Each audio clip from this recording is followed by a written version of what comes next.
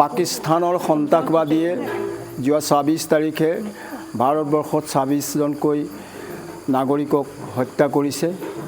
ইয়াৰ আগৰ পৰাও বহু বছৰৰ আগৰ পৰাও পাকিস্তানে পোহপালন দি ৰখা সন্ত্ৰাসবাদীয়ে ভাৰতক যথেষ্ট অশান্তিত পেলাইছিলে আৰু এইবাৰ যেতিয়া ইমান এটা ডাঙৰ দুৰ্ঘটনা তেওঁলোকে পতিত কৰিলে, সেইকাৰণে ভাৰত চৰকাৰে সকলোৰে সহযোগত পাকিস্তানত থকা সন্ত্ৰাসবাদী ঘাটিসমূহ ধ্বংস কৰিছে আৰু আমি ভাল পাইছোঁ।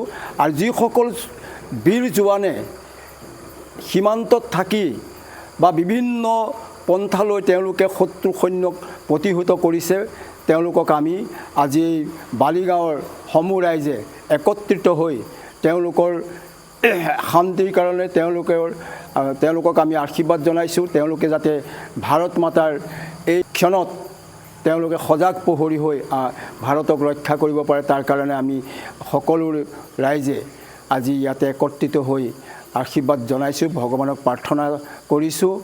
আৰু যিসকল ইতিমধ্যে শ্বহীদ হৈছে, সেই শ্বহীদ আত্মাৰ সদ্গতিৰ কাৰণে আমি সকলোৱে একত্ৰিত হৈ তেওঁলোকৰ শুভকামনা কৰিছোঁ।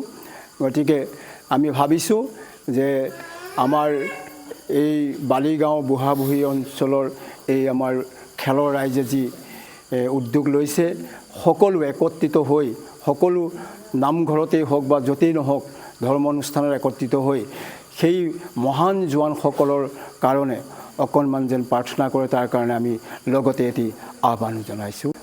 পাকিস্তানৰ সন্ত্ৰাসবাদীয়ে যোৱা ২৬ তাৰিখে ভাৰতবৰ্ষত ২৬জনকৈ নাগৰিকক হত্যা কৰিছে।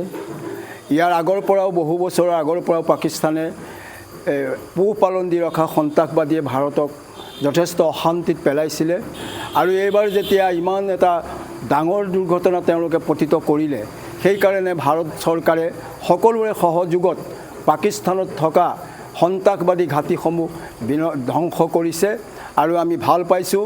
আৰু যিসকল বীৰ জোৱানে সীমান্তত থাকি বা বিভিন্ন পন্থালৈ তেওঁলোকে শত্ৰু সৈন্যক প্ৰতিহত কৰিছে, তেওঁলোকক আমি আজি বালিগাঁৱৰ সমূহ ৰাইজে একত্ৰিত হৈ তেওঁলোকৰ শান্তিৰ কাৰণে তেওঁলোকক আমি আশীৰ্বাদ জনাইছোঁ। তেওঁলোকে যাতে ভাৰত মাতাৰ এই ক্ষণত তেওঁলোকে সজাগ প্ৰহৰী হৈ ভাৰতক ৰক্ষা কৰিব পাৰে, তাৰ কাৰণে আমি সকলো ৰাইজে আজি ইয়াতে একত্ৰিত হৈ আশীৰ্বাদ জনাইছোঁ, ভগৱানক প্ৰাৰ্থনা কৰিছোঁ।